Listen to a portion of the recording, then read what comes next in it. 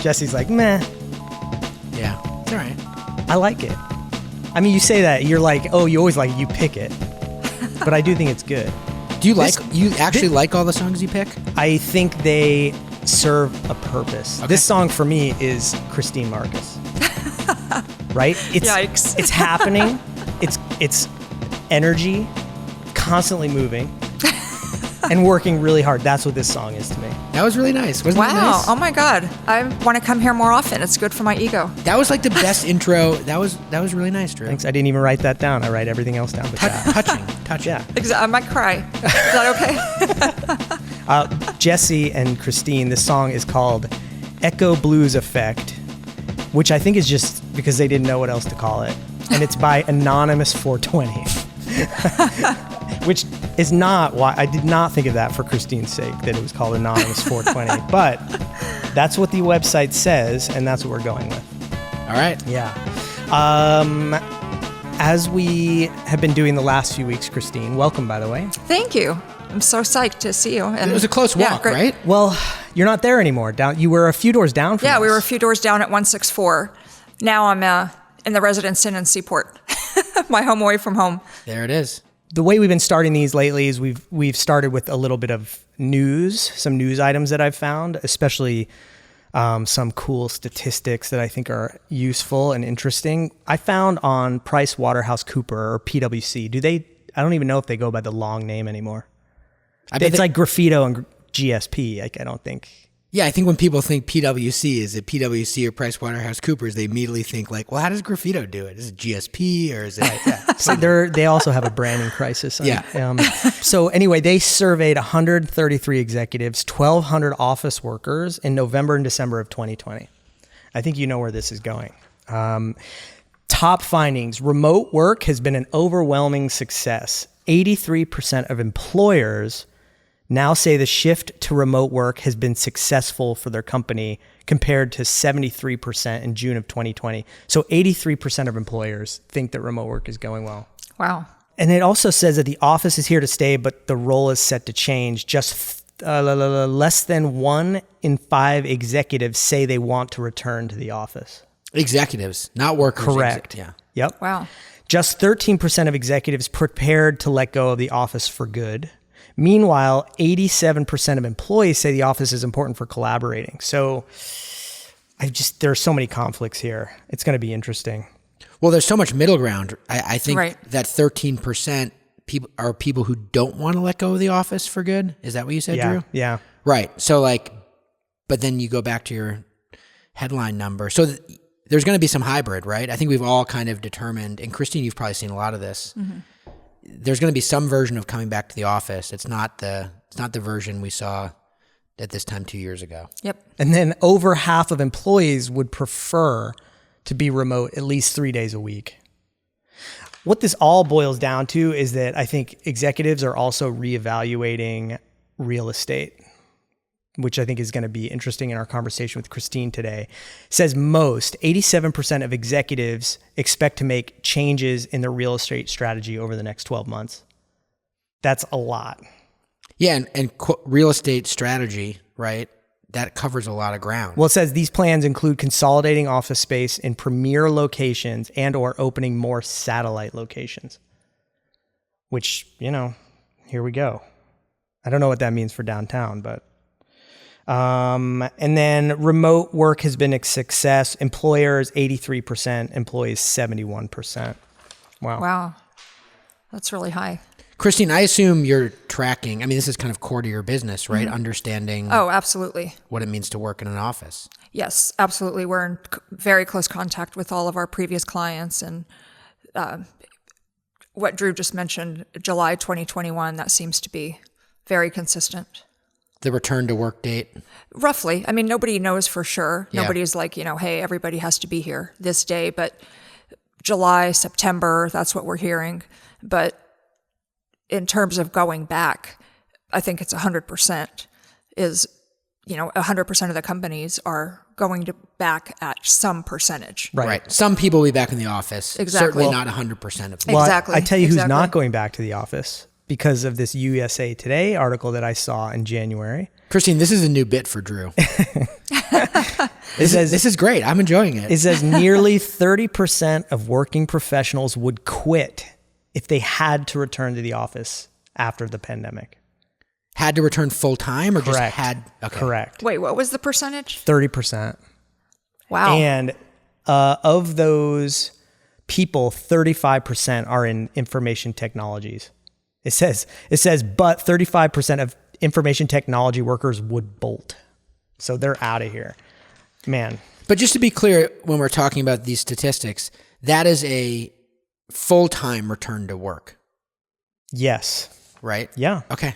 But Well, some people could work 2 or 3 days a week. Yeah. I mean, we're hearing a lot from our clients and collaborators and just friends who own companies that their workforce is going to come back to the office, but they're not going to come back 5 days a week. But if you're insisting that everybody comes back full time, you can expect 30% of those people to just quit. Well, that's wild. That is crazy. That is crazy. Well, that's what they say now. Yeah, I know. Who knows? Once it's like, okay, go find a job. But Yeah, I don't know. Maybe they feel like the job market. It's very true. Who knows? Last piece of news. This is from Insider, March 14th, 2021. The title, Alchemista. Alchemista. I say Alchemista. Yeah, that's right. But That's how I say it. If you say Alchemista, it's easier to spell. This is true. I wouldn't say it's a branding problem like GSP, but it is easier to spell. The headline, Jesse, Alchemista used to provide corporate catering for Moderna and TripAdvisor. It's now using food lockers to deliver chef-made meals. And I mean, thinking about the real estate statistic that we read, I think this obviously makes sense. I'm not going to go through this article because we have you here to talk about it, but there are some headlines. You're not going to quote Christine from the article? No, but this is going to sum up what Christine is up to before she takes us through the history of the company. Alchemista is deploying temperature-controlled food lockers in offices and residential blocks. The lockers sell chef-made meals, are cleaned by UV light, and are contactless. And company CEO Christine Marcus told Insider why she decided to get into the food locker market. And we're not, obviously, I could just read this instead of having you, but we do have you, so it's so much better. And there was an article in the Boston Globe also, wasn't Days there? before this. Yes. Got it. Yeah. Well, Christine, I got to tell you, because we work in real estate and we touch food and restaurants and retail, yada, yada, I probably had 10 people forward me that article from the Boston Globe. Have you seen this company? Oh, really? Are you aware of what's going on Oh, here? wow. Yeah. Which was very cool. That's very cool. Because I think a few weeks before that article, you were a guest at one of the Graffito Thursday sessions telling us about what you're up to. Yeah. And now we get to share it with the world. Yeah, timing was appropriate. Okay. But Christine, take us back to January of 2020. What was your business model then? And this is actually, I mean, we could go back even further from when I met you, right? In like 2018, which was even different than last year's middle. But before the pandemic hit, what was your business model? Yeah, you have all the secrets from all the... and I can never tell them. All the various stages that we've gone through over the past few years. But in January of 2020, like you mentioned, we were focused exclusively on working with corporate clients, and not just corporate clients that did office catering occasionally. It was all corporate clients that have the kind of the Google-esque model of providing food as a perk. Model as me, we have the money. And we're going to make everybody happy by feeding them. Well, by feeding them, and by Google and companies like that starting that trend, these other companies are competing for those same information systems people, the 30% that might leave. Yeah. They have to have a level playing field in terms of the perks that they offer. So that was our focus, corporate catering on a recurring basis. Basically, these companies would outsource their food and beverage perk program to us. And that was it. We were very focused on corporate. That was it. We had expanded to New York, Washington, D.C. And are you making the food, or you were working with restaurants at one point to even provide the food? In 2019, midway through 2019, we shifted to have our own in-house culinary team. And then we were making all the food in-house until these food lockers launched. And then, Jesse, any questions about that so far? I think that makes sense. I was just trying not to sneeze in the microphone. Did you see that? No. I'm glad you didn't hear it. I do have a question, though. So this amenity, this perk, whatever we're going to call it, this is something that these corporations purchased from your business on behalf or for their employees, they paid for it. Their employees didn't pay, right? Correct. It was strictly B2B. Yeah, got it. But at this point also, it seemed like corporate cafes as a model were fading before the pandemic. Is that accurate? Oh, definitely. Because you started doing kiosks and full-time baristas in the lobbies. Exactly. And the food is typically free for the employees? Yes. Yeah, that's Always. interesting. Yeah, Right. it's a great model. So what was going on with corporate cafes that you were so successful? So corporate cafes, and there's, I think it's important to understand the difference between on-site corporate cafes, which kind of the traditional model where they have people cooking on-site, making the food on-site. So like the cafeteria we're all kind of picturing. Exactly. That's not us. And going back to your point about real estate, those cafeterias, they take up a huge amount of space. Usually it's prime real estate in the building because they're on the first floor and they're expensive to build out. And it's the same Messy. food every day. Exactly. Yeah. So that, we have found, thankfully for us, that companies are moving away from that. Nobody wants to build out these expensive things. It's also shit, frankly, right? I mean, it's very Drew rare to said find it, not me. It's very rare to go into a corporate cafe and be Exactly. blown away by the food. Is that getting us in trouble? No. Okay, it's true. Yeah, I think you're always going to get a superior product if you go out to a great local restaurant, which Right. seems to be the space you're bridging. Yeah. Exactly. I mean, if you're out in the middle of nowhere, the corporate cafe has a lot of meaning and use for the employees. But if you're anywhere near the city, the alternative is much better by just going to a restaurant or, like you were doing, bringing in really fresh food, really fresh sandwiches. Okay. And Christine just mentioned, obviously super active in Boston, New York, and you said DC. Mm-hmm. These are highly expensive real estate markets. So Yes. to Christine's point, to build out a cafeteria for 300 employees. And to waste that space when you could be making rent. Right. I mean, Exactly. that's another thing. Well, I think it's interesting. The model is interesting because sometimes there are cafeterias, to your point, that the landlord provides, but oftentimes, this is the beauty of it, the cafeteria is something the tenant puts in their own space. Moderna puts within the space they're leasing. So they're not only paying to operate the cafeteria Right. and clean up, but they're paying for the real estate Right. that they're using that's not producing, that's not core to their business. Right. Yeah. Right. Because that's the real estate equation, right? Definitely. One of the reasons that companies build, or whether it's at the building level or within the office, is to make it convenient and easy for employees to get a meal.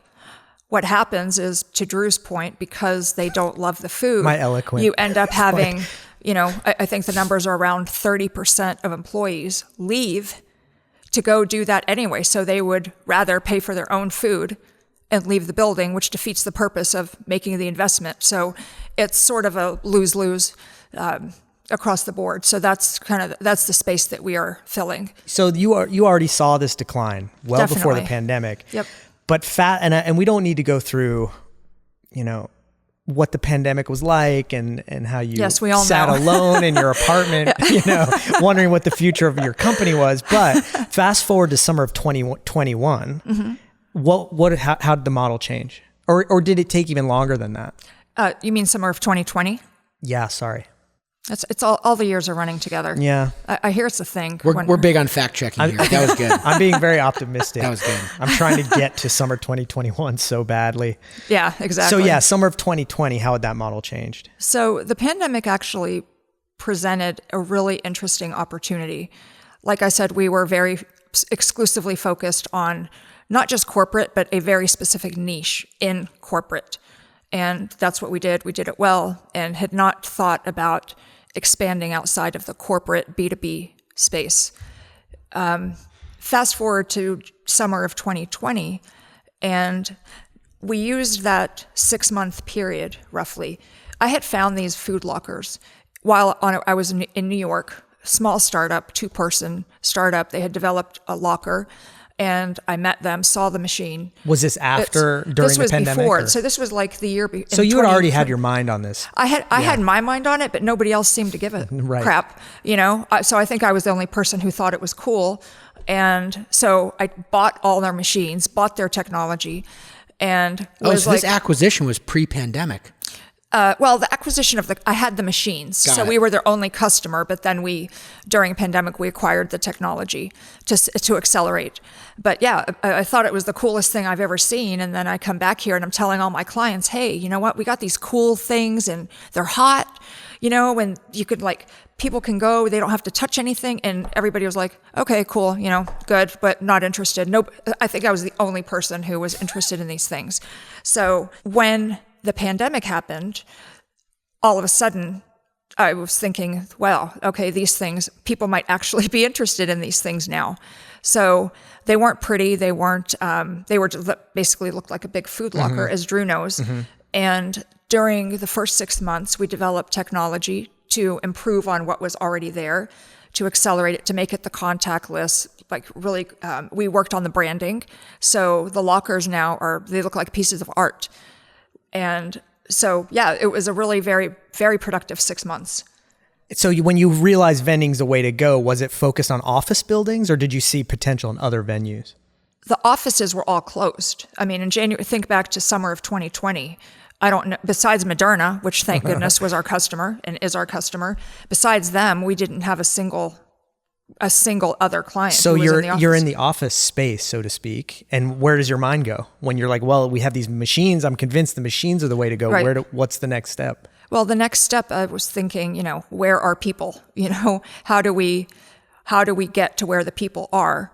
And I was a resident of one of these high-rise buildings in Seaport.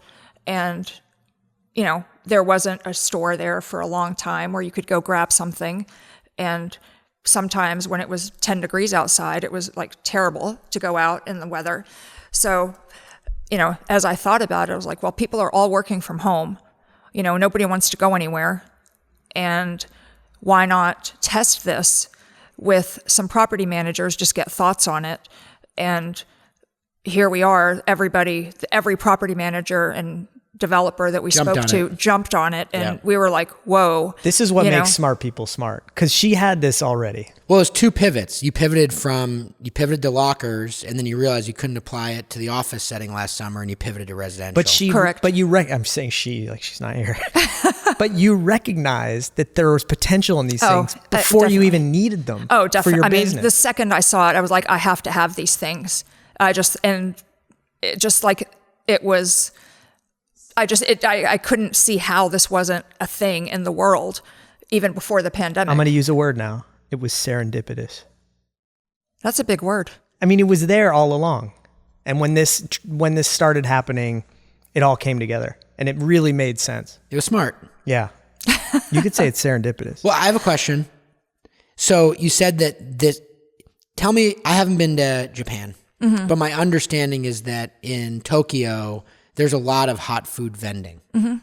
We just don't have it in the U.S., right? There's a lot of vending in general. They vend everything. Right. Yeah. So some of this technology exists, we just haven't been exposed to it in the U.S. Is that a fair statement? Very fair. Okay. And also Europe has some, not quite as much as Asia, but I've never been to Japan either. But obviously when we got these, I went and did a bunch of research on, what kind of things do they sell? What kind of things do people want? What's possible? And, it's evolved since then. But yeah, the U.S. surprisingly is behind. I want to get into the contents of these machines a little bit more. But since Jesse brought this up, let's talk about intellectual property.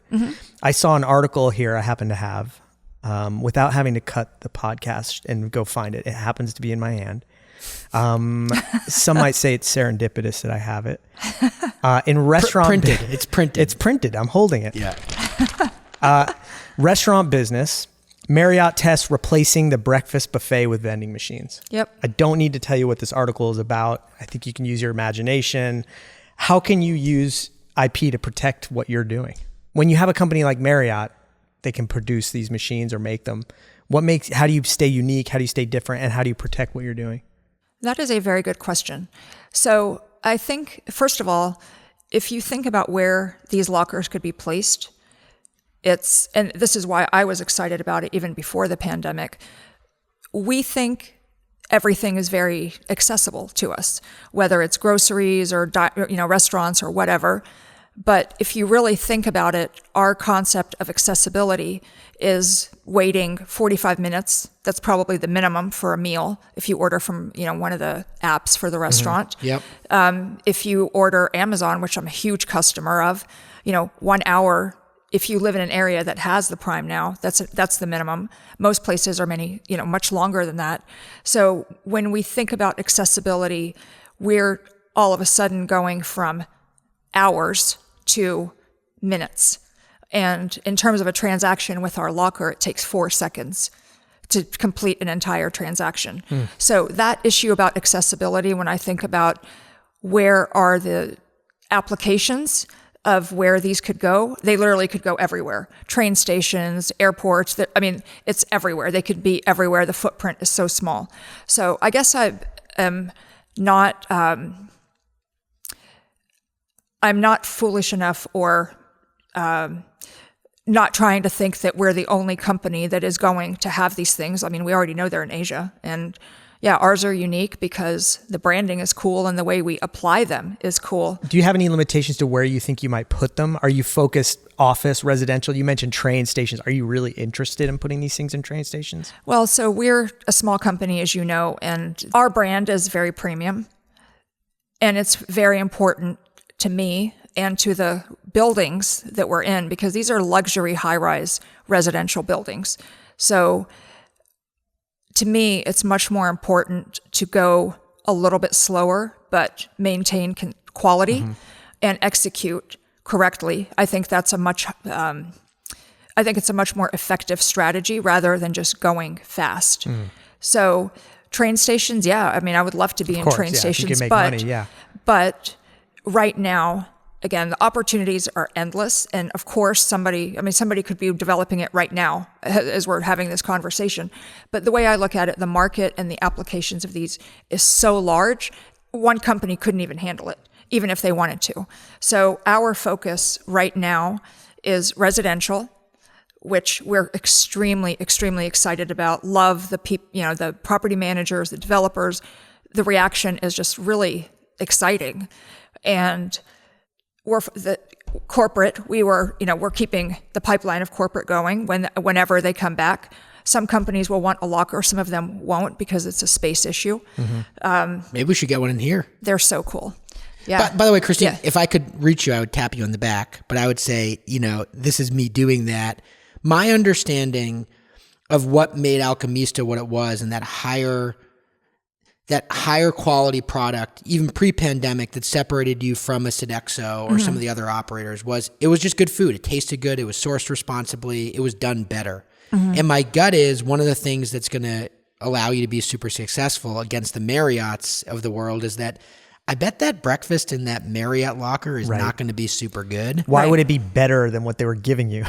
Right. But which in the first place wasn't really that good. Right. But you're working with really well-known, really excellent chefs. Your product, the hardware is great and the software is great, but the food is excellent. Okay, this is perfect. Jesse, you're reading my mind. There's 2 types of things going on in your vending machines. One is just retail products, right? Snacks, but goods, pet supplies, really high-end products, right? That's kind of like one vending machine. I prefer to call them modular marketplaces versus vending machines. I love that. Modular marketplaces. I have to write that down so I don't say vending machine again. But so those are vending. That's different than the locker because the locker has fresh food. They're different, right? So the difference is all of the units that we have are temperature controlled. The ones that we're referring to as lockers, which are the ones that were pictured in the globe with the different cubbies. Yeah. Those are.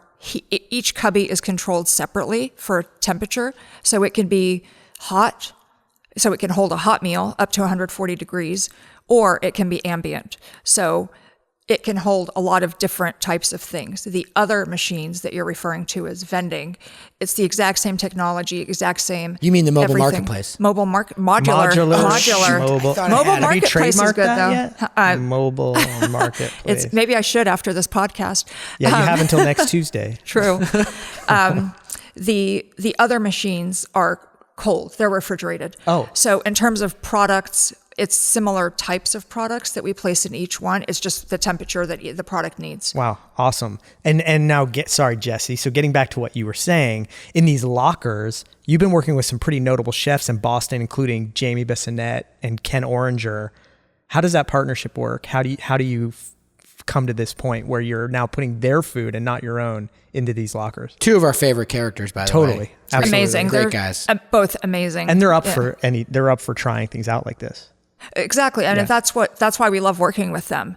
It's, they saw the opportunity right away that all of a sudden we're in these buildings that have 500, 600 people, and the buildings help with our marketing. So we create, a digital, marketing email, and the buildings send it out to all of the residents. So all of a sudden, yeah. I'm a resident. It's 7:00 on a Tuesday night. I see an email that's like, oh, on Wednesday night or whatever, the guys from Toro. Or Is it whatever. branded that way? It's like dinner from Toro. Yeah, definitely. I mean, I think what's helped Alchemista differentiate is that I'm obsessed with providing a value and a value proposition that is actually unique, that people are willing to pay for. Mm-hmm. And that doesn't always mean that we're going to provide everything. I want to provide the meals and the items that we do really well. But in terms of Toro, there's a reason that Ken Oranger and Jamie Bissonette have won James Beard Awards. And why would we want to try to compete with that when we could partner? Mm-hmm. So what was the question? I don't remember. I know. I wanted to know. This is so interesting. I want to go through this. the process of being a resident. Okay. Got it. And I find out about this email and I'm like, great. Do I go right on an app or do I just head down to the machine? There's no app. So I just There's go right. There's no app. Who the hell wants to download apps anymore? I don't. I agree with that. Yeah. I don't want to help my parents. I was trying to charge. download it. I got an electric car recently. Cool. The Chevy Bolt, very fancy.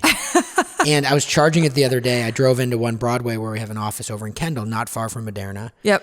And I was all excited. I was like, I'm going to charge my car. Like, they have free charging stations. I had to spend like 10 minutes downloading and installing this app. And I was like, another app? Exactly. Man. So that's part of the technology that we worked on, is eliminating an app. So you don't go ahead of time. You just head straight down to the machine. So back to the original question of how does it work with Toro and these chefs. This happens a lot, by the way. There's a lot of tangents. No, it's that's impossible cool. to keep. No, it's fun. I mean, straight. Yeah. So go back to that, and then I want to get back to the experience. And then we'll talk about my new car. By the way, this episode is sponsored by Chevy Bolt. Download an app and use it in 10 minutes. It's really a great little car. You know what? I didn't know that they even have an electric car. So it's great. It's good. They should give you a commission for that. It's great. So from the residents' perspective, we partner with the restaurants and we'll do a restaurant week in the building. So it's like, hey, Toro, next week we're bringing restaurant week to you. Every night, Toro. Every night, Toro no wonder for a week. These residential buildings love it. Exactly. So we work with Ken and Jamie beforehand, for a week or two beforehand, and develop the menus. And what I love about working with them is they're open to innovation, because these machines, the food lockers, like I said, they're 140 degrees. So you can't just put any meal in there and have it maintain quality. Yeah, dry out or exactly. something. Yeah. And the packaging, we help them with all of those things, and they saw the opportunity and tweaked the menus to fit that. So basically, if you're a resident from that side, you're getting an email saying, hey, next week is Toro Restaurant Week, and every day is a different menu. And we always had a vegetarian plus a protein. So, and it's going to be delivered at 5 p.m. So one of the buildings, there was a line the day I know, that's what I'm afraid of. Yeah. Competing for this amazing food. And it's great. Yeah. It's great for restaurateurs too. Exactly. Yeah, it gives them another channel. Yeah. I think when we were working with them a couple of months ago, I don't even think the restaurant was open. Yeah, Little Donkey just reopened last week, I think. Yeah, exactly. So, yeah. Each locker has one meal for one person, rather. Each cubby holds one meal, which, yes, presumably for one person. $15, something like that? The dinners were, they range from 15 to 20. Pretty good. I bet it tasted good, right? Oh, Oh my God. So I'm upstairs. I go downstairs. I Yeah. get into a line because everybody wants it, as I can imagine. And you just right there interact with the machine through your phone, or just, is there a touchpad? No, you don't touch it. The entire thing is contactless. So we have a QR scan a code. code. You scan a code. You just hold your phone up. No app, nothing. Just a QR code. You hold your phone, and then the menu and all of the items that are in it show up on your phone. So it basically turns your phone into a remote control. You scroll through, pick what you want, and Apple hit Pay? that thing. Apple Pay. Boom. Yep, and the door pops open once you do it, and that's it. You take your meal and enjoy. And then the UV light comes on in between every meal to clean it to out. sanitize it. Yep. So it's self-cleaning, and it's just cool to see it because When the meal goes out, though, it's then empty. The UV light comes on. correct. And then do you have to physically go and load these back up? We don't do it the same day. We would Right. load it up the next day. But right, once that cubby's taken out, it's done. Yes. Got it. Correct. How many meals are in one locker rather? This is why we call it a modular marketplace. So you can attach them. They attach together. So for large buildings, we would just have 4 of them. Horizontally, I assume, like. Or so. Yes, horizontally. Yeah. I'm picturing like a mail room, but Exactly. it's lockers with. Got it. Exactly. Yep. And then just the vending is the same system, I assume, same technology. Same exact technology. The only difference is those they hold a lot more because it's like a big refrigerated unit. I love these vending machines, and I thought Especially of, for you, you can just go, not have contact with any other. don't have Exactly. that's aside from being a perfect candidate as a customer. I think that, and I tried to connect Christine with someone, we're not going to mention who, with a retailer that I thought could really benefit from a whole machine of their products. Exactly.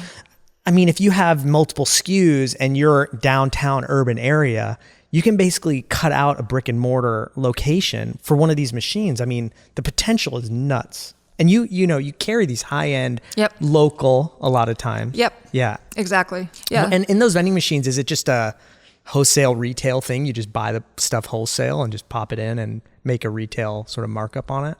Yep. Yeah. It's interesting. I listened to this and I think there are some things that are probably objectionable about this, right? Ouch. Like what? No. Seriously. Like what? Just thinking I bet many listeners are thinking what I'm thinking, which is, yeah, that is great, Drew, but think about the interactions and the community and the magic of what happens inside a restaurant, which, by the way, that's going to continue to exist. But this is the future, whether we like it or not. That's my belief. This is happening. We are in conversations with clients all the time. And I can, every single one of the folks we work with, I think would like to have an amenity like this for their residents or the people working in the building. Doesn't necessarily mean you're putting restaurants out of business. Well, as a spokesperson for Alchemista, Yes. I will tell you that just because I think it's great that somebody can avoid a brick and mortar doesn't mean that they should have a brick and mortar. In other words, Agreed. Totally there's agreed. still going to be people that can't use these machines because you need that interaction. But there are some businesses that would benefit from this sort of quick transaction, and the interaction between people isn't necessary, or it's not going to help them out. I'm agreeing. I was kind of coming in the other direction, which is that, also we need to create more opportunities for entrepreneurs and chefs to get their food out there, to develop revenue, to connect with new consumers. And they don't all need to have 5 or 7 or 8 restaurants. Right. And not only that, Christine's just watching us here, but this could be a good chance for a chef to try something out. Yeah. Exactly. Like a concept that they don't need to do a pop-up. This is like pre-pop-up even. I mean, it's just a lot of By the possibilities. way, Christine, I'm voicing this because I love it. And I think this is where we're headed. And I think this is really exciting. She's packing up. She's leaving. No, she's not. I saw her Thank glancing for her coat. We haven't had that happen yet. Are there any chefs you're looking forward to working with? Can you say that, or that you just, maybe that you haven't approached that yet that you would really love to have? I love Boston Chops, and Chris Coombs would love to partner with him. We've had some discussions. His restaurants are a little trickier because maintaining quality of a high-end steak. Yeah. So we're working through that, but I would love to work with him. Could you do some wine with it too? Oh, that's a good question. What Well, I think about for alcohol? Chris- You know what? Well, what about alcohol in these? Well, not sure. Hard in Massachusetts to do. Very hard in Massachusetts. Yeah. Yes. So I'm just thinking like Chris's I would love to sell restaurants. it. But that's the first question we always get at these buildings. Wow, can you get alcohol here? And yeah, if you guys have any contacts and can simplify that process. I have contacts for people that would buy it. Yeah, exactly. We have plenty of contacts, but we cannot simplify that process. Yes, Yeah, exactly. that is true. Although the pandemic has simplified it in some ways, where I bet there are some collaborations that you could do. Yeah. I think there's some gray area now too, but we're trying to stay, Not gray. In the gray. color, right? Stay as colorful as trying to possible. stay in business and not risk it. But I think going back to your point about businesses who could benefit from it, we're talking a lot about food and restaurants, but the fact is that we offer a lot more than that. So I think the best way to think about it, they're not called food lockers, they're called modular marketplaces. And the reason we went with that is because, of course, food and beverage is the main thing. They're very bespoke, curated products. Some will be national brands. Some will be brands that you've never heard of, but that we curate and we think people will love, and usually we're right. But beyond that, think about these buildings. I think every single building that we're in, pets are a huge part of what the building promotes. So we also have pet products and a local pet bakery sort of thing, for example, that maybe only has 1 or 2 retail locations that are hard to, far from people. Why not have a retail presence 24/7? So it's pet products, it's beauty products, also like spa kind of health, health and wellness sorts of things. So it's not limited to food and restaurants by any means. And I think that's what's exciting about it. Yeah, it's and that fun. money flows back to the local economy in a way Exactly. that when you go to Petco or Chewy or you name it, no chance. Exactly. Yep. So that part to me is really very rewarding. Beautiful. How many machines do you have out in buildings right now? Right now we have about 20 Okay. out in buildings right now. After the Globe article, obviously we got, a ton of inbound interest. So we're working through that pipeline, and over the next few weeks, we'll have 50. We're ramping Wow. up to 50 in Boston. Wow. What's the And- mix between residents and office? Well, right now the only office is in Moderna. So really, it's mostly residential right now. Right now it's residential, but it very easily could be corporate in a building lobby. You're going to see a ramp up of corporate interest over the next year that I'm sure is going to be pretty Especially intense. after this airs, obviously. Exactly. So you've got 20 machines now. You potentially will have 50 in the next month or two, perhaps. Do your machines provide you with analytics? Yes, And definitely. have you learned anything surprising about the behavior of some of the tenants in these buildings? I always feel like I'm spying on what they're eating and drinking because when they're eating and drinking. And that's the biggest surprise. Funny you say that.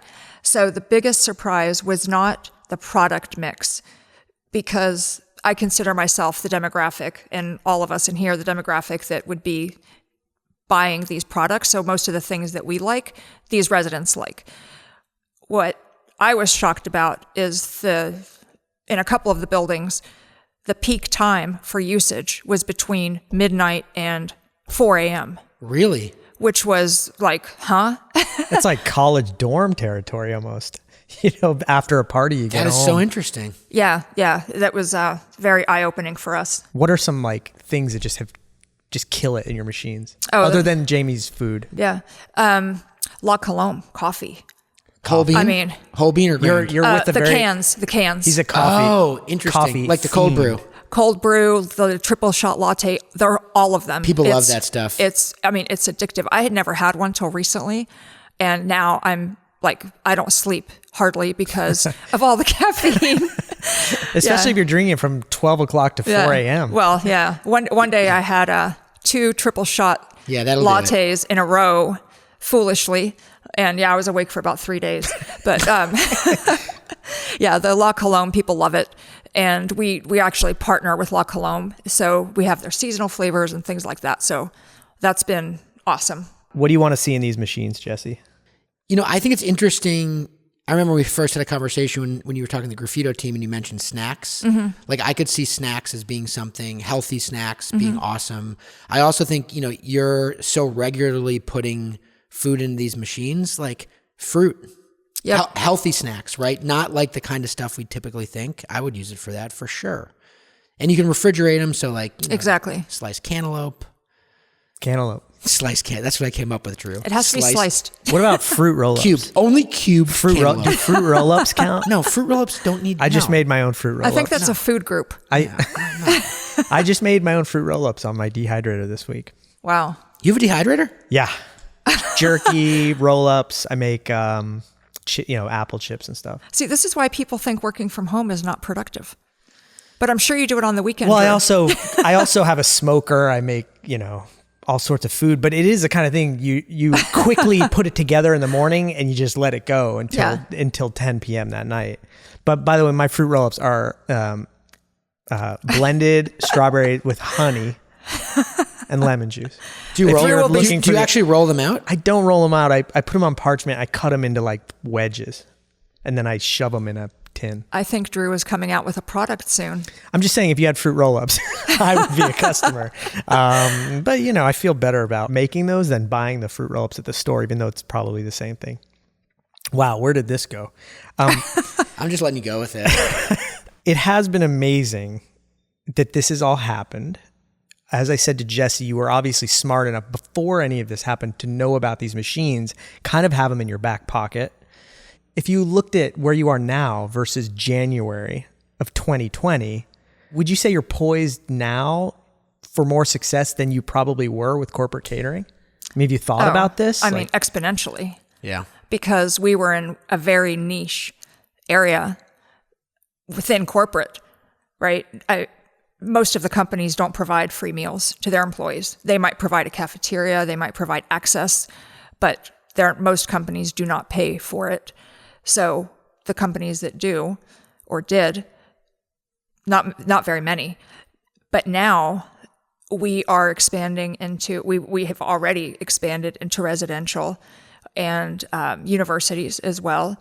And, multiple other verticals that we could expand to, but we're trying to get it right within each vertical before we go to the next one. I feel like also just knowing you, the technology side is probably far more interesting. Oh, I love it. Adding that component, which wasn't really there before. Were you in tech before Alchemista? No. You know what, though? I have to say, I was always... it's strange to graduate from MIT. People automatically think you know everything about tech. You were in finance. I was finance in the government of all places. So I barely can operate my iPhone. That's all right. Jesse can't either, clearly. Yeah. No wonder you don't like the apps. Yeah, exactly. My kids have to download them for me.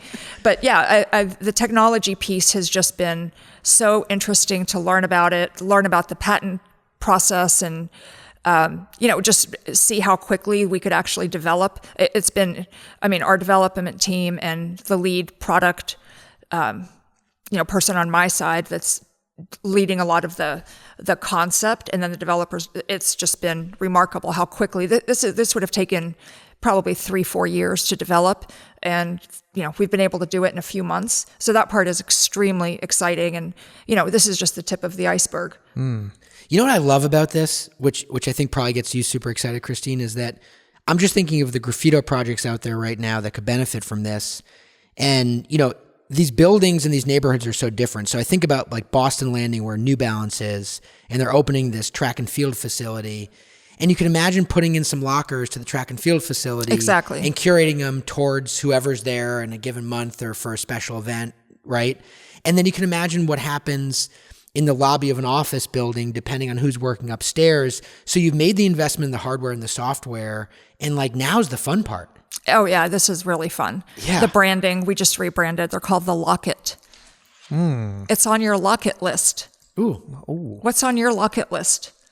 I like that. And you can work with the landowners, or you can work with the tenants or the companies to say hey, what do you think is important for your employees, for your residents? Well, she can build it around that. She can start asking for that through her own technology. She can say, hey, what do you want to see in these machines? Pretty easily. We do that with every single sale. What else would you like to see? I read that Jeff Bezos did that with Amazon. And, Yeah, he started with books and he went around and said, hey, what else would you buy from this People were like, website? everything. Everything. Exactly. A sofa. Yeah, so food, clearly somebody mentioned food to him. But yeah, I think getting client feedback, that's one of the biggest assets we have, is just access to all of these people every single day, 24/7. We've got to do a Graffito project. We've got to get some of these installed in some of our projects. I like the idea of the pop-up and having different restaurateurs. I think that's really smart for having your own little mini restaurant Yeah, week. you tell great stories around this too. That's the beauty of it. Yeah. Well, that's why I thought it would be great to have her talk to our team and now on this podcast. I thought it made a lot of sense. No. Plus, I gave him $20, to invite me. Yeah. That's all it takes, you guys. And say nice things about me. That's all it takes. $20? He's a $20. cheap date. Yeah. Yeah. Well, look for your modular mobile marketplace near you. Modular, mobile. No. Lock it. I like them. I like Rocket. I like the mobile marketplace. That's good. Did I say that? Jesse did a little while ago, then you plagiarized, but that's okay. That's what it is. I've got listen. It's so hard. Do you like it better than micro? Micro's nice too. No. No. That's been out there for a while. It has? Because it's not micro. That's true. Micro, I think of like something tiny. And Right. Yeah, micro machines, remember? Yes. Those are very small. Yes. Do you remember the guy from the commercial? Yes. Sorry, Christine. Thank you so much for coming in. Thank this you is for inviting awesome. me. This was fun. I am fascinated by these things just because, like you, the potential really does seem endless. And that's what excites me the most. So I wish you the best of luck. Thanks for coming in and catching up with us. Thank you so much. This has been really fun. My first podcast. Well, how was it for your first podcast? What'd you think? Oh, this was really fun. Yeah. Yeah, this is really cool. Like We're you guys comfortable, right? Yeah, you were you afraid guys- we were too far apart. Yeah, no, but- I was afraid you were too far apart, but no, you guys make it very like just natural, not Did like you feel more comfortable? By the way, further we we're went still on? recording. I'm keeping this because she's complimenting us now. Yeah, you never know. This might make it in. That's right. Oh, when I get a compliment, it's going in. That's just how it works.